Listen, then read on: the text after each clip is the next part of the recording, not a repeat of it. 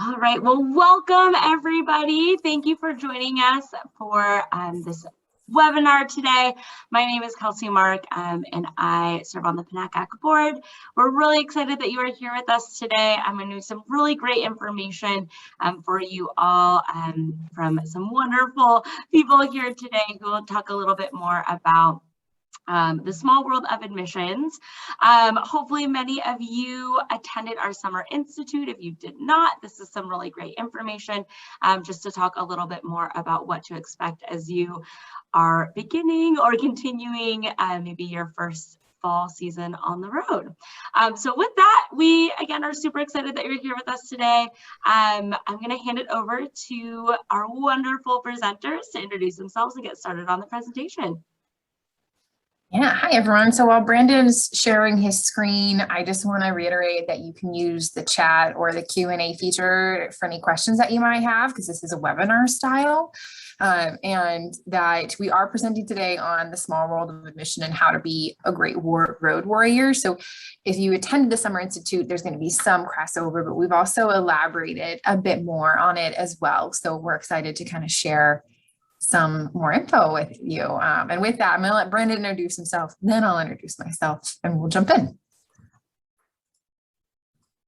Good morning, everyone. It's good seeing you virtually through the list of attendees. I recognize a few names for those who attended our Summer Institute, so welcome again. So we're just going to do some quick introductions. Again, my name is Brandon Bruan. I serve as Director of Admission Operations and Systems. That's a lengthy title, but I still consider myself a road warrior. This is my 12th year. I've been traveling for the university. And some other fun facts, I did my undergrad at SU, so I see a couple of Redhawks in the attendee list, so go Redhawks. I am a College of Arts and Sciences and Mateo Ricci grad, and then I went to a small private school in the Northeast to get my graduate degree in higher ed administration. And as it says on my slide, I currently recruit students from Hawaii and all international students. Yeah, and hi everyone. My name is Cassandra Kopriva, like Viva Kopriva. I always have a rhyme for my last name. I don't know why, that's just a thing. I'm an Associate Director of Admission. This is my 8th year as a road warrior. I also do all of our I'm Associate Director of Admission with a focus on visits and events. So I do a lot of event work now. I'm an Eastern grad for my undergrad in communications. And then I earned my master's degree from PLU actually while working full time. So if any of you have questions, I did do grad school one class at a time. I think, well, Brandon did too, but I did it at the institution that I worked for. So I earned my master's degree graduated virtually right at the beginning of the pandemic, which was fun.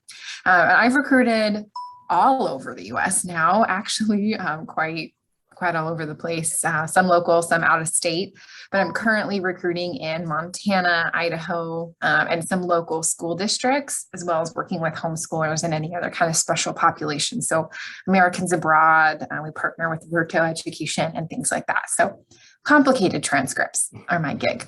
Yeah, that's me.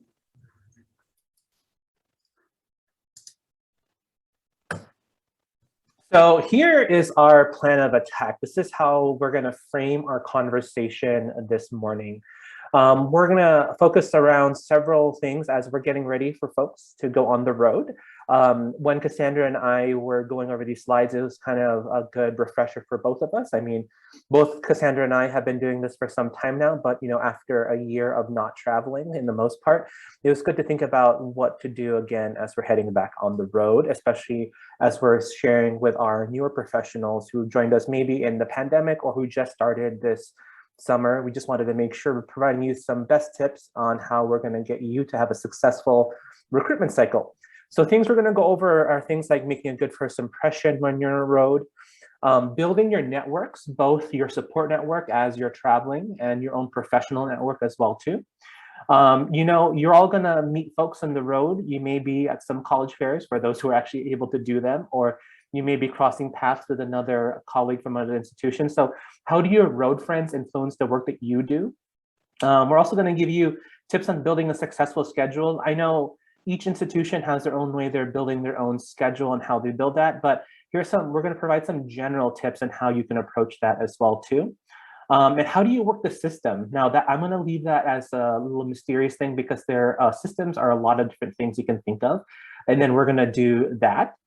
And then we're going to talk about you've made it to the school you're visiting. So what are you going to do then? How do you prepare yourself for your visit and doing stuff like that? And then we're also going to provide some tips on how to thrive because, you know, you are going to be visiting schools, but also you're going to be in the area. For some of you, you may have a large recruitment territory and area. So we want to make sure that you're ready for that and how to thrive during travel. And then we got to bookend it and say what happens, what you should think about as you're coming back to your office or to your home office, wherever you may be, as we're getting ready to roll down on some of the heavy travel potentially as well.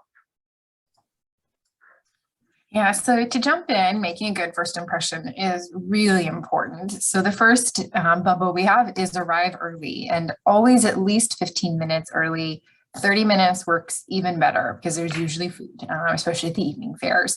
But you want to be set up and comfortable, and then you can mingle, answer emails, find the restroom. When students walk in, you need to be ready, not like almost ready. We were talking about this in our own training, but if students arrive to the college fair 10 minutes early, most of the time the schools don't say like, hang tight, they came back. They're like, okay, go ahead and head on in early. So you want to make sure you're set up at least 15 minutes early. So arriving 30 minutes early is always a good rule of thumb and makes a good first impression. And then likewise, when you're attending college fairs, don't leave early. It sends a bad message to the fair organizers, the students, and other admission counselors. As the title of our presentation is A Small World. Things can travel fast and you never know who your potential new supervisor or another colleague may be. It may be a passing comment, but just be aware that, you know, there are other people on the road that are also watching your work, and whatever you're doing is a representation of your own institution. It's just good customer service to making sure that you're being present for the needs of the parents and the students that you're going to be potentially interacting with, and potentially any other school staff that may be there. We understand life is so weird when you're traveling and when you're on the road. Sometimes there are conflicts with your fairs, but if there are no conflicts, you know, I've had to leave the fair early only because I had to catch a red-eye flight back to Washington so I can help with a yield event. Things like that are unavoidable, especially if you're required to be somewhere. But if you can be there for the whole time, it's best to stay until the event is finished. You know, like I said earlier on, the schools will let their deans and directors of your institutions know sometimes, especially if they have a good working relationship. It's not a negative thing, but it's also something to be aware of. You know, people talk. It's a small world. It'll get outside. I'm gonna have a fun story with Cassandra a little bit. During Cassandra's first recruitment cycle with PLU, she had a funny little incident where someone said that she was with a family member at a college fair in New Mexico, and all of a sudden I got a picture of that from another counselor that was there. Even though, you know, the family member was there only briefly, they're like, so we have family members behind the table. It's like, no, I think they're just there briefly just to say hello because they're in the area. So things like that can get out and let people know. Yeah, it was my grandma. Yeah, that happens. And so on that same kind of line, right? Don't sit. People talk. Now, if everyone's sitting, it's okay. If you're really sick, it's okay. And honestly, and especially in COVID worlds, you probably shouldn't go at all. But I remember one year I was really sick on the road, and I did like the elbow high fives or elbow handshakes because I was not like greeting people with handshakes. And that was one where I was like, I have to sit because I feel awful. But for the most part, I think what I'm always most unprepared for, even 8 years in, is how sore my feet get that first week after standing behind a lot of tables. So get used to standing and wear comfortable shoes. My favorite is the one leg, like lean on a chair and alternate, just kind of like almost like a Captain Morgan-ish stance. But just don't sit. The goal is to be approachable, and nothing's more awkward than sitting at a table and a family walks up and you've got to like crane their neck up to see them. And you're also reaching around to grab things on your table. So just stand. Plus you don't want the reputation of being the sitter, and trust me, people people will know, which is kind of awkward. But on that, because we're talking about like people talk, and they do, but most of the time it's in a really positive way. So be friendly and be social. A lot of advice we're going to have on kind of our upcoming slides is how your road friends can influence your work. And if you don't have those friends, well, the slides are moot, but don't worry, you'll build them. You don't have to have a huge friend group, but even having 2 or 3 kind of close, what we call road friends, can be really helpful. We're going to deep dive into it today, but having road friends allows you to get to know people outside of your office and build a professional network, which is never a bad thing. And pro tip, set up your table. Like I mentioned, arrive early, be set up, and then be social. It's about making a good first impression. So if you're setting yourself up for success, and your road friends will come, right? Being friendly and social is also another way counselors will know that they can approach you. If you keep to yourself and are always on your phone, and you should never be on your phone in a fair unless you really have to. But if you come off as approachable, people are going to approach you. And that's one way, again, to build those friends, but also to just kind of start to build your network, which is really important. Yeah, exactly. So we're just transitioning a little bit off from the first impression thing. So we talked about arriving early and never leaving early, especially for college fairs, but this can also make it for your visit and stuff like that. But as you're making a first impression to both the college counselors you're working with and your colleagues, building a network is always starting by asking for advice, both to your colleagues on the road and the school counselors. This is how you start building relationships, especially for those who've had previous experience in the area. It'll also help you overall create your recruitment plan. By seeking advice from the right people, you can develop smarter solutions to problems and deepen your thinking and sharpen your decision-making as you're strategizing about how you're gonna do your fall travel and visits. And by becoming a better advisor, you'll expand your influence and learn from people who come to you for guidance. So down the line, you may be the person who someone will be asking as well. One of the examples that I had is when I was scheduling my first travel to Hawaii, I did the old school thing. I called my college counselors and asked them, hey, I'm traveling to Hawaii for the first time. Can you give me advice of what local schools I should be visiting in your area? And Eileen Fia, for those of you who know her, college counseling director at Campbell High School in Hawaii, helped me build my entire week of school visits in Oahu. So you just gotta ask those questions because sometimes you don't know where to start, and sometimes it's just by asking the right person to help you get there. So that's just another thing about making good first impressions about when you're going somewhere, especially events and then the college fairs and stuff like that, but also with your colleagues, both in the college admission side and in the high school side as well too.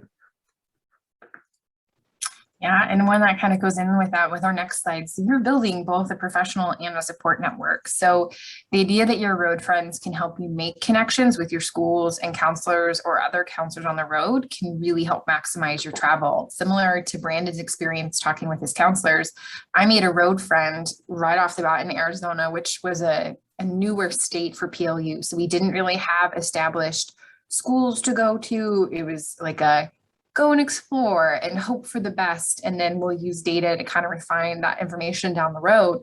But I had a really great road friend who's still one of my great friends, who was a regional based in Arizona and was actually able to be like, well, I've been here for 2 years and I think these schools would really respond well to either a private school or going out of state. And I think this is where you can really help maximize your travel. And so those networks can really make a difference. And again, don't be afraid to ask for advice, but those connections can really help.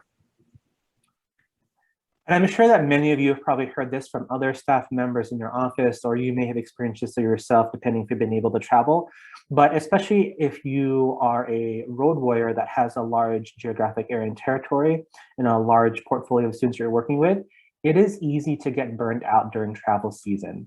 And one of the reasons why is because your office support network and other personal networks may not be present. Like you may not have your colleagues in your office easily there to vent and complain, or your family and friends are just not out of reach or things like that. So it's easy to get burned out because you don't necessarily have the support networks. So thinking about that, it's important to build your connections with the college counselors and your peer groups who are traveling to those areas to help navigate a busy recruitment season. Even though you aren't able to feel as connected to your office on the road, it's also to feel connected to your colleagues when on the road. For this year, I've been able to reach out to some of my friends who are traveling to different areas and been asking them, hey, are you thinking about traveling? When are you going to be traveling? So it's try to have that excitement of coordinating travel so you know that you're going to be in the same area, so you know you're not going to necessarily be alone. Because if you're able to and it's in a safe environment, you can meet up and just catch up and things like that. That's some of the things I'm really looking forward to this potential year to be able to travel, is to be able to connect with road friends and see how they've been doing since the past 18 months that we were last seeing each other. So it's good to, while you're not able to have those necessarily, daily connections with your office or your person at work, it's important to build those networks in your areas as well too. Yeah. And a really quick side note, I saw someone raise their hand in the attendee list. Go ahead and put your questions into the chat and we can answer them that way, because as a webinar style, we don't have the ability for you guys to talk. So quick side note, but yeah, talking with Brandon, like getting burnt out. All of my road friends who I made kind of in my first 2 years, years in, are kind of higher level in their offices, and they're all coming to Seattle for the NACAC coming up.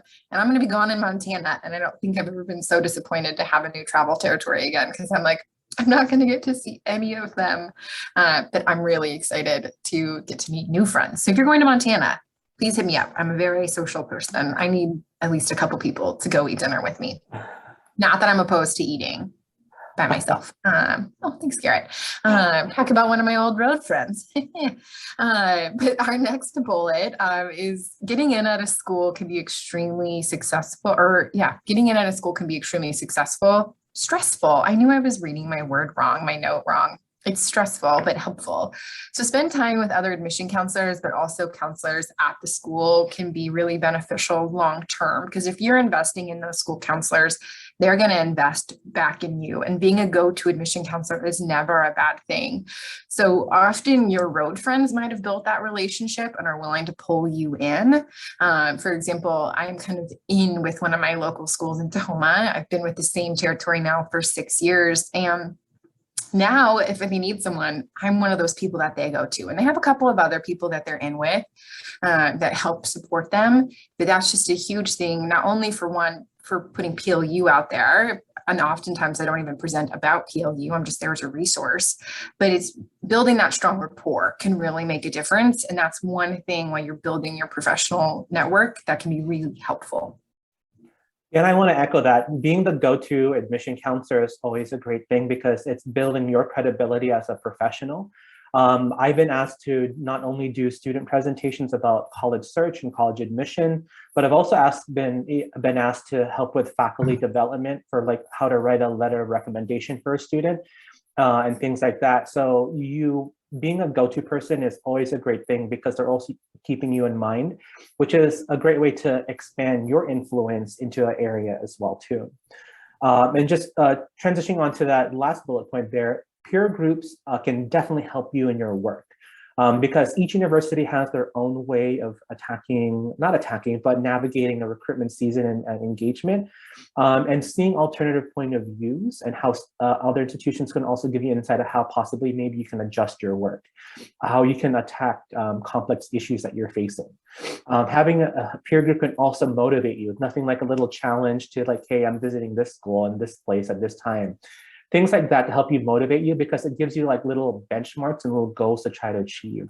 So I have a support group in all the geographic areas that I've been working with. I recently just started working with international students. I've been really trying to get into that. So I have a couple of close folks I work with in the Seattle area that I pick their brain and say, hey, I got a question. What can I think about this? And then especially, of course, with my other territory in Hawaii, I have both the high school side and the counselor and the admission counselor side of like, hey, gotta pick your idea. What if we're doing this event? Is there any way we can help the high school counselor out, et cetera, et cetera. So I've been able to help and gather folks to help do like a mini presentation style or middle panel style. So things like that can also help show that you're supporting your colleagues in different areas as well too. And one quick thing to add to that is it can also help you just share frustrations as you experience growth in your office. Like, I want to move up. I'm not sure how to do that. Or I don't get why I'm not moving up. Or I think I did something wrong, or I did something right. It's not being like responded to well. I think NACAC offered a lot of summer sessions about how to work towards middle management and how to work with your supervisors. And those are skills you build long-term. But I remember having plenty of conversations with my road friends, and their insight helped me approach my office and my growth and this position in a different way than I think I would have before. So sometimes having them to talk about even just personal frustrations with your work can help you reflect and become a better professional too. And I'll add a little bit on that before we go to the next slide. In terms of peer groups, I've also, an example that I did because I knew that I wanted to grow in the profession professionally to become a chief enrollment and chief admission officer someday, that I've also found what I call aspirational peer groups. Like, these are folks who already are the deans and directors at different places, and I have picked their brain, and then I've kind of sought them out as mentors to help me build my professionalism and see what they see have been successful for seeing their staff grow, but also seeing themselves grow as a chief admission and enrollment officer. So it's good to have some of that, but that takes time to develop, and as you're comfortable with that as well too. Yeah, that's an important thing is you can transition to the next slide, but all of these take time, right? It takes time to be the in-person. It takes time to be that go-to person, but being just consistent and present is one of those ways to help build that. So as we talk about how your road friends continue to influence your work, learning about local schools from your road friends can help you figure out where to target that recruitment. Like I mentioned, my friend from Arizona who helped me figure out, like, I had a whole state that I had to figure out how to navigate. And he was super helpful in figuring out where to pinpoint what inquiries are best. And a lot of that I had to do on my own. For example, I had Northern California, and most schools who really dedicate time to California will have like 12 reps for California. They'll spread the Bay Area into like 5, and it was just me. And so I had to figure out how to navigate that, and hearing how people in Northern California was super helpful. So if you have those really great road friends, you can think strategically about visits. You can partner maybe with a more popular school to help boost your numbers for your lesser known schools. So for example, here in Washington, PLU, we're a local school in our local area, but even go to the other side of the mountains and we're not as popular, or go 2 hours north. And so often we'll find counselors who partner with some of our larger flagship institutions in our state to help make it a little bit more exciting for students to tune in. So if you're a big school, help the little guy. And if you're a little guy, make friends with the big school because it might help. But it also is nice because then you can have someone to hang out with when no one shows up. And you can think about, as you're partnering with kind of a bigger school or a smaller school, think about how you complement each other information-wise. So what partnerships can be helpful. So I remember being on the road in my first year. California also always does things alphabetically. And so I was with all of the other P schools, and most of them were in Oregon because they're like Portland or Pacific. And so I was like the one Washingtonian in a group of all Oregonian schools, which was fun. But I knew that we had a great nursing program, and I knew that they had a program we didn't have, and I could figure out what those schools were. And so when you find schools that complement you information-wise and you can build a visit around, you're helping both of you, right? You're talking to an audience that does help both schools. You're not taking away an opportunity. So if you have friends that are well-connected, what can you learn from them, and how can that help influence the relationships you build with? And for schools, that can also be really helpful to pair together, because again, it's not asking 5 schools to visit at once. Maybe it's 2 of you pair and 2 of you pair. So it's less time they're pulling their students out of class as well, which can often be really appealing. And tagging on what Cassandra said, one of the examples I like to give is that going to a couple of national fairs, you get to build those relationships with those people there, especially if you're doing a circuit and the regional fairs. But you get to know each other, and then that, as Cassandra said, sometimes they have a program that you don't have. I would recommend them, like, hey, talk to my friend at blah, blah, blah. They have a great program. And if we have any folks from Portland State, a shout out to Eki. He used to recommend a lot of students to PLU from specific programs because his school didn't do that. So things like that help you build that because they help get people to get to know you a bit better. So, we're all about helping the students find the right fit for them and finding the best option for them. So I always try to learn more about some of my road friends to give recommendations to students if they don't have the major that I have specifically, especially the students who want that specific major. I'm not going to waste their time and spin my wheels to try to convince them that we can make it work, but I'll make sure to recommend them to other schools because they potentially have a better fit for them as well. And then some of the things, in the other bullet point there, it's good to talk to your students as well too, or to talk to what your colleagues are doing. Because, again, going back to the previous slide, like you're trying something but it's not working. So it's good to ask what your colleagues are doing. What did work for them?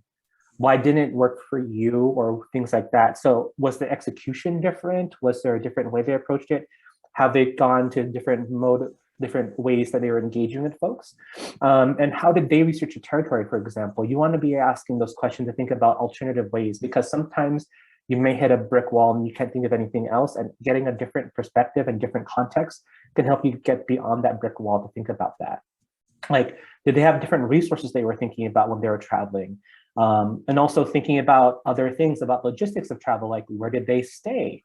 What was their order of schools did they visit? How did they travel? Did they do a rental car everywhere?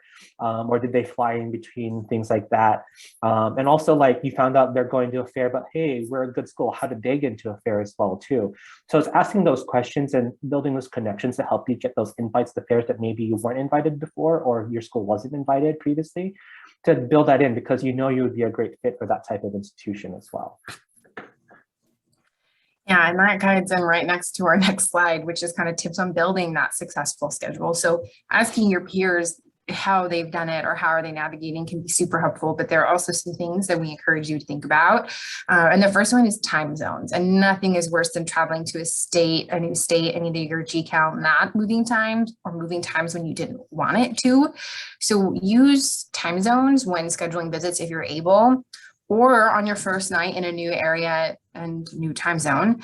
Make sure to double check your calendar and adjust everything. My first year in New Mexico, there was a time change and I completely missed my first visit of the day altogether. I showed up to my second visit on time because I went to my first visit, realized that the time had changed, and just booked it to my next visit because I realized I could make it to that one on time because of the time change. And it was super stressful. And I think that was one of those things where I was like, oh yeah, I've planned it in my GCal. I'm on top of things. And then I just was totally unprepared for time zones. So check those. It's really helpful. Yeah. And going on that, being organized and traveling, that's going to be an important thing. So depending on your CRM and your travel management system that you're looking at, making sure that you have the Google Maps information or other map information to get you to where you need to go. For example, at PLU, many of our staff members use Google. We're a Google Gmail school, so we use Google Maps and we attach it to our calendars as well too, because we know we can get easily access to our calendars. And there's a way to track all that information. In our calendars, because we're at our phone, it's basically our next best friend on the road, other than our laptops. Your phone's going to be with you every step of the way. So many of us actually put the school address, the notes for the visit, the important contacts for the visit, and parking information to track where they're going, because you want to have it easy accessible. I know there are some CRMs where they have a mobile app, so you can potentially do that, but just for quick and easy, we use our Google Maps through our Gmails, and then it just automatically get there. So that way we just push and play, and it gets us to where we're traveling. And I think Cassandra has a great story on that one as well too. Yeah, that's actually just exactly what I do. I realized like your notes were exactly the same as mine, and that I put an event in the address bar, and I put the school address so that when I'm ready to go to that event for the day, I just tap it and it opens my maps automatically, and I just hit go instead of trying to like figure out where and look up the school and is it the right school or am I going to the right place in the first place? things like that is really helpful. So just find ways to really utilize your technology on the road to make sure that your travel is easy.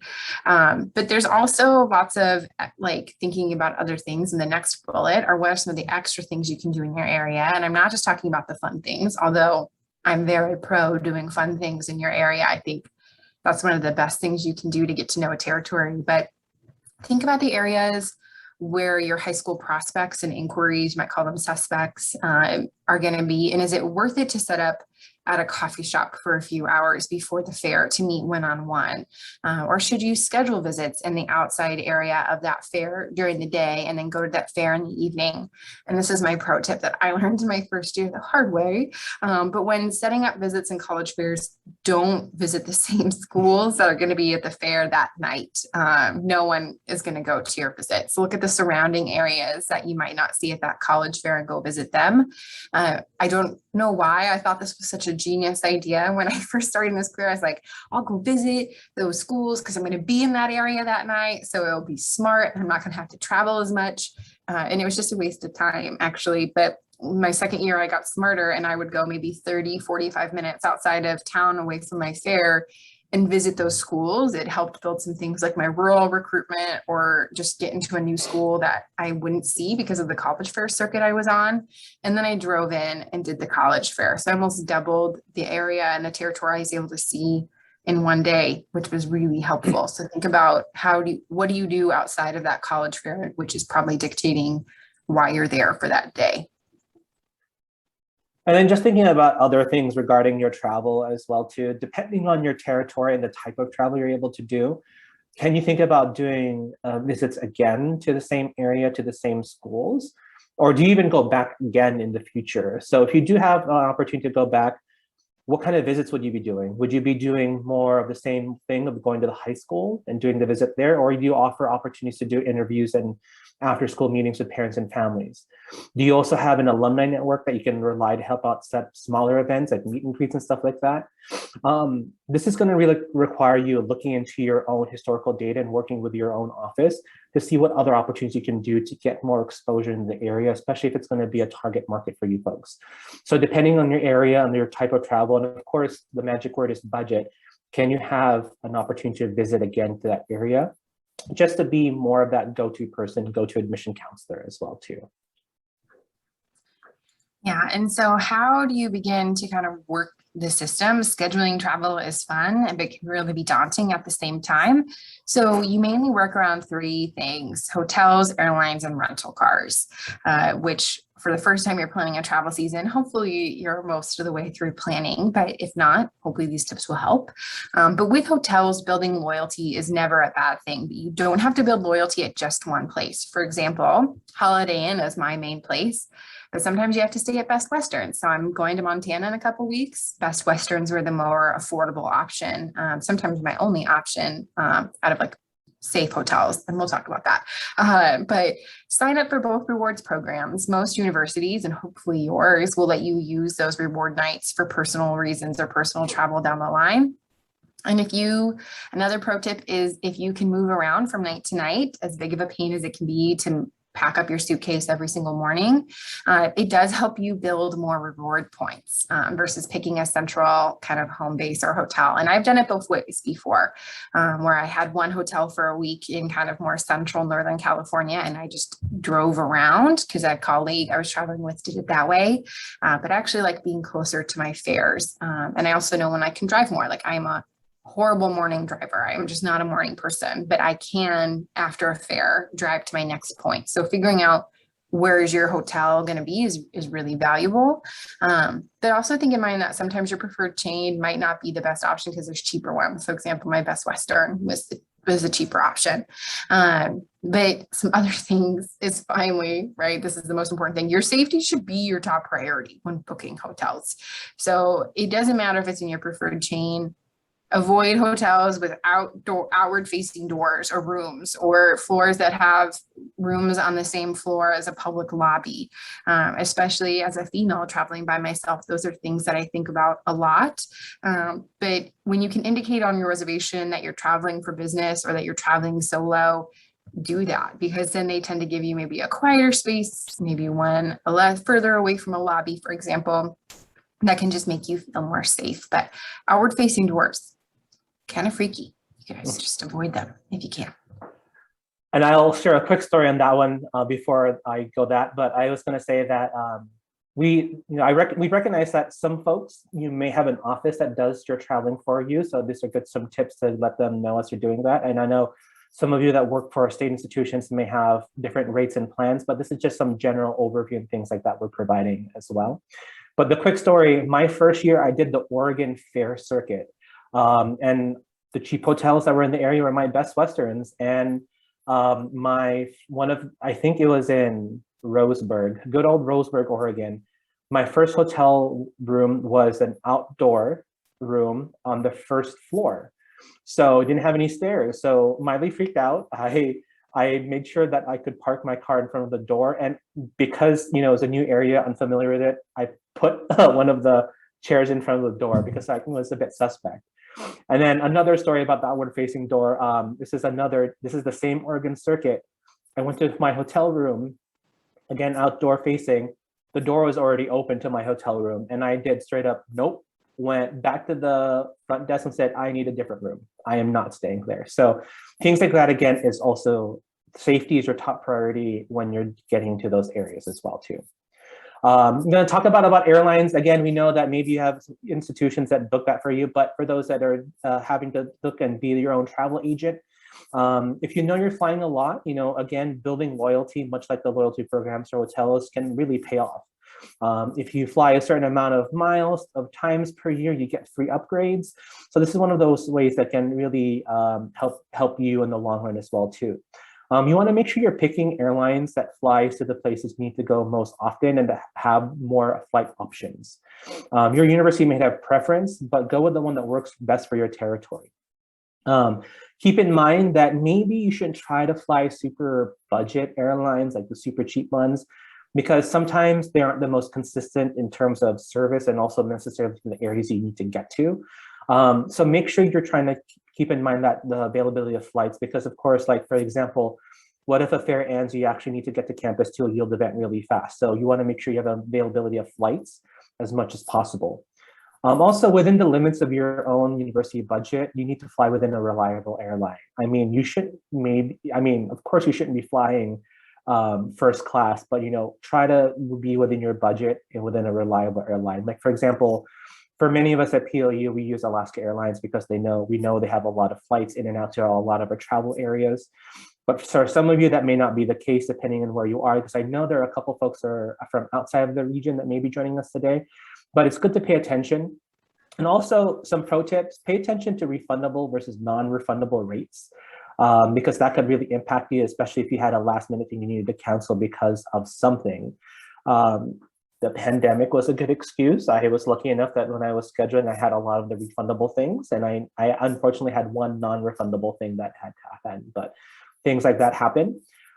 Keep in mind cancellation policies, so you know if things are going to be charged or not.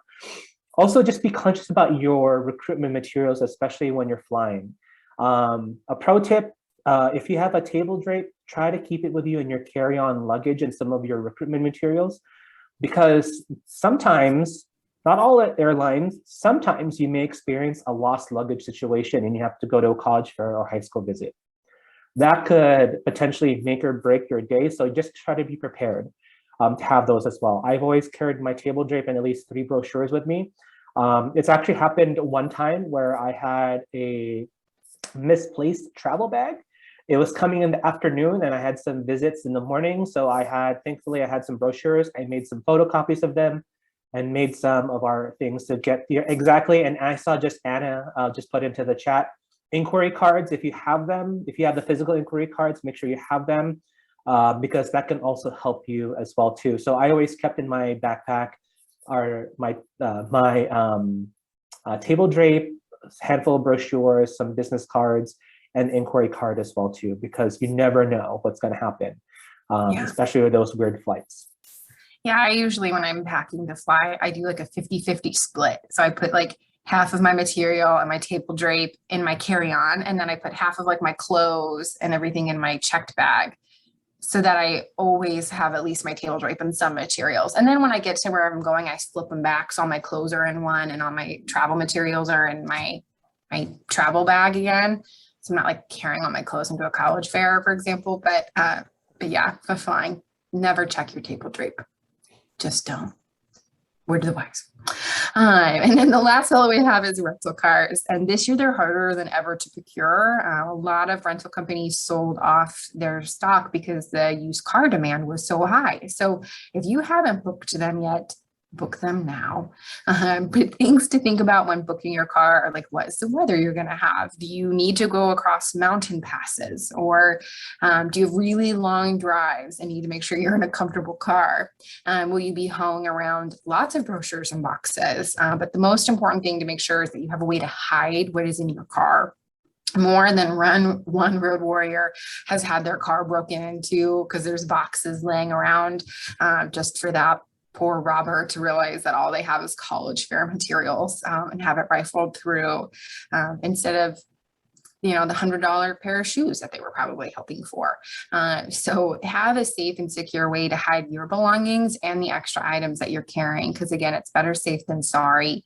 And that's why, again, safety when rental cars is really important. So make sure you have a sturdy car. I don't know.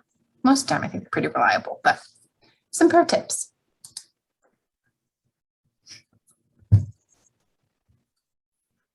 All right, so now we're going to go into the part. So we've gone to the planning for the travel, making the first impressions, how to set yourself up for success. But now we're going to talk about what happens if you're able to visit in person to the school. We know we've been hearing that it's kind of it's interesting how schools are responding to doing in-person visits. But if you are so lucky and you're able to visit a school, here are some insights on what you can do. What we talked about earlier on about arriving to college fairs, probably the same way with your high school visits. For example, here at POU, we say try to at least 10 to 15 minutes early by the start of your visit. That means you're in the parking lot and making sure 10 to 15 minutes that you're there and ready to go. So that means trying to make sure that you know where the parking area is, again, based on your notes, where you're going to park and things like that. Visitor lot versus the student lot and things like that are going to be important. If you don't know where the school entrance is, pro tip, try looking for the flagpoles, because typically flagpoles will be close to the school entrance. Sometimes the GPS doesn't always guide you to the right location, but the flagpoles generally will. I can't tell you how many times I've done a high school visit and sometimes it takes me to the back area of a school and I'm like, well, where am I supposed to go? And you don't want to be rushing in and trying to drive like a madman trying to find the entrance. So you want to make sure you plan ahead and just be conscious of where some of those things are. But generally, flagpoles are going to help you get to where you're going to be. Yeah, one time, actually at one of my local schools, it was my first year going there, and I parked in the back lot because the school did a remodel and they flipped their entire layout, and I was running late. But I had my 10-minute marker, but I had to park.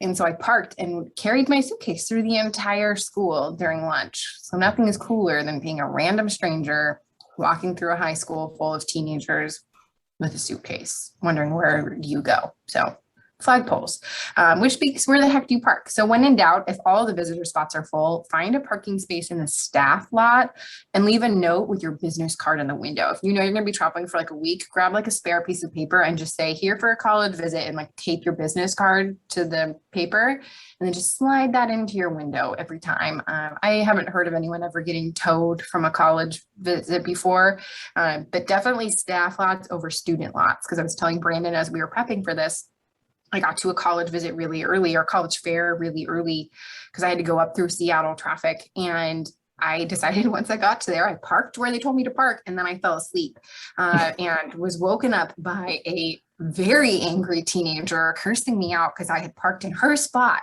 And I get it. She was late for school and she thought she had a designated spot to park in, and I was in that spot. So she was even later. So I did not blame her, but it was not a pleasant way to be woken up again. So yeah, parking the staff lots, much better.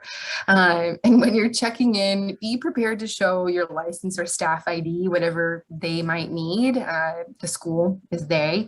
And this year, plan on either bringing in your COVID vaccination card or a negative COVID test, because that's probably going to be more frequent if they're letting you visit in person.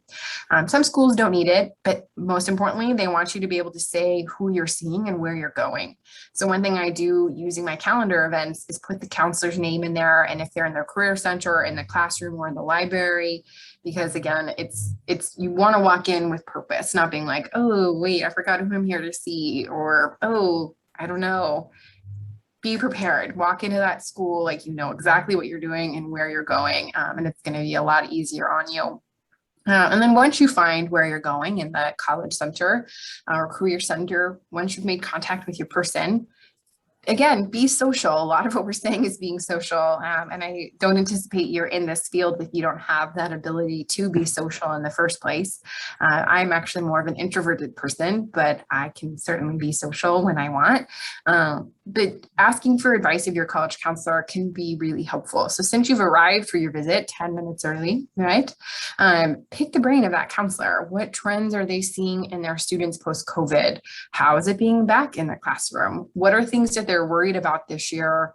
And especially what are other events that they might be hosting that you might be able to invite yourself to, which I 100% have done before. But asking them for advice on what their students care about the most and how you can be a resource to them is a really, again, just great ways to continue to build that networking connection, right? It's all about networking. It's important. And some of you may experience this. What if no one shows up to your visit? You know, that could potentially happen because a lot of circumstances, maybe for some reason they're in the middle of testing, they couldn't get out, they weren't there, or just a weird scheduling thing that happened where students can go, but you may get a time when a student may not show up. So if that's the case, be prepared to give your school counselor at least 5-minute update about your school. It's good to just give them a quick update about what's happening and things about the application and things they should know about. That way, when they counsel their own students, they're able to disseminate that as well too. Don't just say thank you and walk away. Use that time. At PLU, we generally have that if no student shows up, we stay about 10 to 15 minutes chatting with the counselor. Of course, this depends if they're also available to chat as well too. We don't want to force them into having a conversation with you if they have other things to do or they're super busy. But if they have time, if they have time to chat, use that time wisely. For those who maybe not be an issue, but for the small schools like PLU, we can kind of expect it, especially in the places that we are not really well known at. You can also take this time to update materials they may be keeping.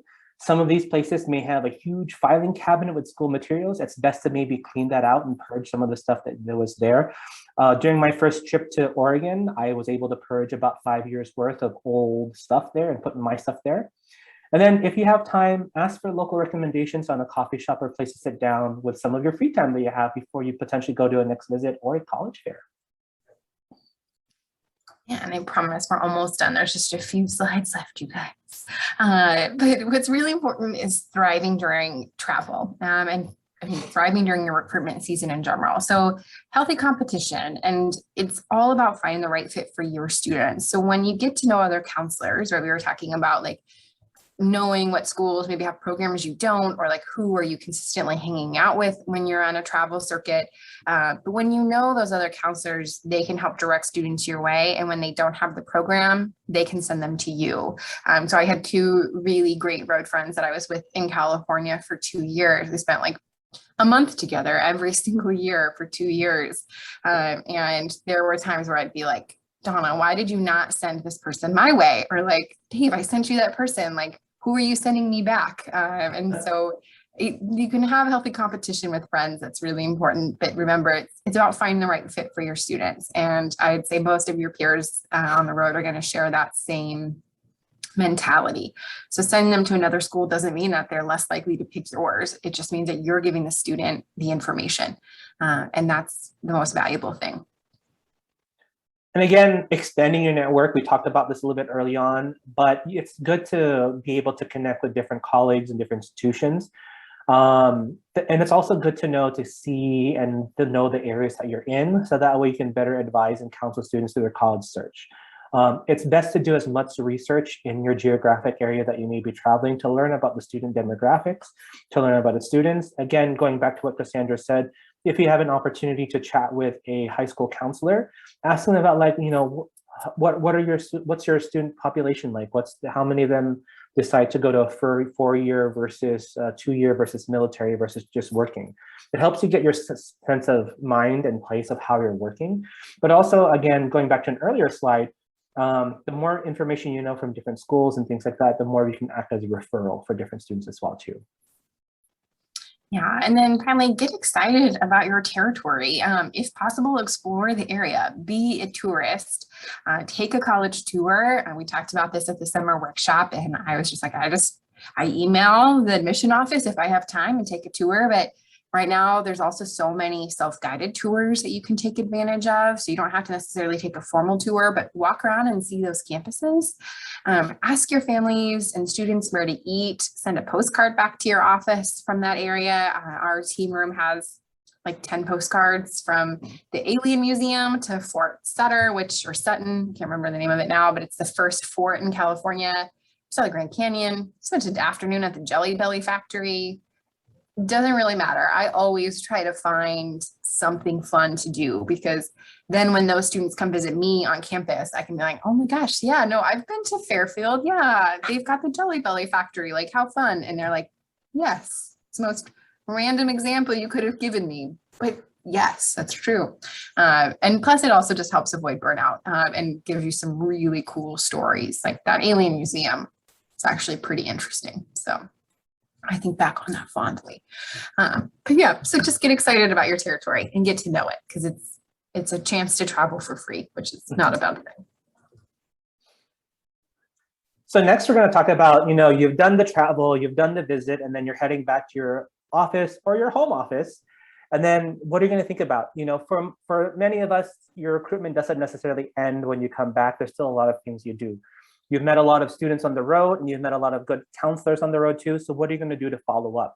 So you have to think about your follow-up communications with them after you're meeting with the students. Some of you may have a CRM that can also help with that. As soon as they've gone into your system, they'll automatically get some communication. But you also want to think about, what if you had some standout students that like, oh my gosh, they have to come to my school, they're the perfect fit. Are you going to do something special for them? Are you going to send them a special note, a postcard, or something like that? Do they deserve a text or a call instead of an email? Or for those of you that may do this, do they deserve to be on like a top watch style document that you have as you're following through the whole process? Are you following up with them? And also you want to make sure you're thanking your counselors that you're able to visit, thanking them for taking some of their time to meet with you and coming and letting them to their school. You want to make sure you're doing the appropriate follow-up with both the students and the counselors as much as possible. Because remember, relationship building is key to your success in being an admission officer, admission counselor. Like I said, we understand that your CRM could potentially help with this too, but make sure to think about what's happening after your visit and travel, because it doesn't necessarily end there. Yeah, and when you get back to the office, unpack your suitcase. I don't think anyone in our office actually unpacked their suitcase until about 2 weeks ago, when we were all looking for table drapes for an on-campus event. So unpack once you're done, and maybe you unpack and then repack so it's ready to go the next time you need to hit the road. But really just think about, like, what are things that you need in that suitcase again? Do you need more pens? Do you need more large binder clips for those infamous round tables? What is out of date? And most importantly, get rid of the extra water bottles and the granola bars that you're given.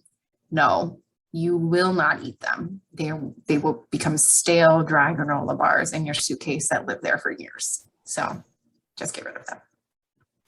Although I do appreciate those extra water bottles and granola bars, Cassandra's right. I hoard the water bottles while I'm on the road, but I leave them behind in some poor hotel room when I have to fly. Yeah. And then we're rounding out this presentation, but another way to thrive in the small world of admission is just to get involved in admission.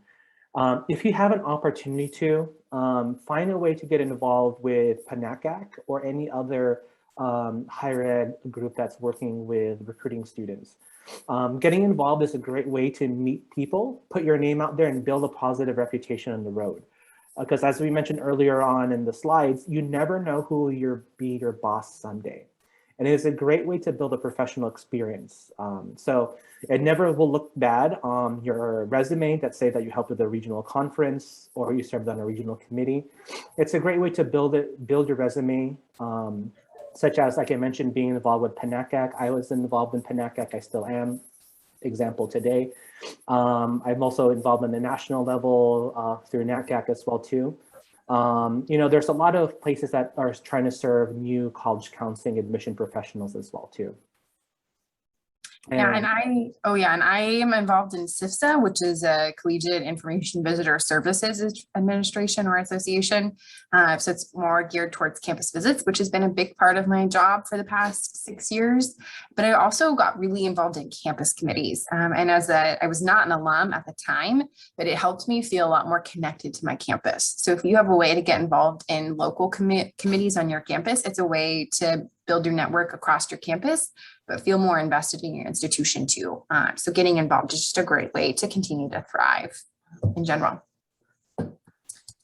Fantastic. And folks, we made it to the end. Thank you all for sticking with us, especially those on the Pacific time as it's heading into lunch hour, and also those in different time zones, it may already be past lunch, but thank you all for sticking with us. Feel free to use the Q&A and chat feature if you do have any questions. Cassandra and I would love to answer any questions you may have. There was one that came in from Becca. They're asking about putting a tip sheet together. I think Cassandra and I will talk about that, see if we can build something like that. And we'll talk with our professional development committee members to see what we can do on that one as well too. Yeah, I think if anything, we're probably can easily share these slides with you guys too. So it might be easier. Awesome. Anything else, folks? To our new road warriors or new professionals, I wish you the best. I'm sure Cassandra and I both wish you the best of luck as you're starting out your recruitment travel. It's a fun, exciting profession. We hope to see you on the road in different places. I don't know. I'm pretty much in the office unless I'm traveling to Hawaii or anything like that. I don't get to travel internationally this year because of the whole COVID thing. But to everyone else, we hope to see you on the road. Say hi to us if we ever see you out there. Our contact information is on this slide. So if you do have any questions, we're more than happy to provide some tips and tricks in there. We won't necessarily pull back the curtain of what PLU does, but we definitely want to give you some tips and tricks to help you thrive as you're getting out there on the road.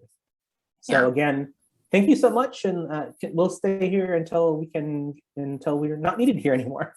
Yeah, as I say, if anyone's going to Montana, please hit me up. I have no friends and I'm there for 2 weeks. So I will make friends. I will make like 1 or 2 friends at least, but.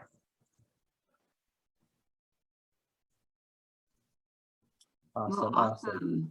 Thank you, Brandon and Cassandra, for being here and for sharing this wealth of information. I know even as someone who has been on the road for a couple of years now, there were some really helpful just like reminders and things to keep in mind as I start to travel as well. So thank you all for coming again. This session has been recorded and should be available hopefully soon. So if you have other colleagues that you want to share this with, hopefully that's something that we'll get up on the website really soon. But again, thank you all for coming, and I hope you have a great rest of your Friday and a wonderful weekend, and good luck on all your fall travel. Yeah, good luck, everyone.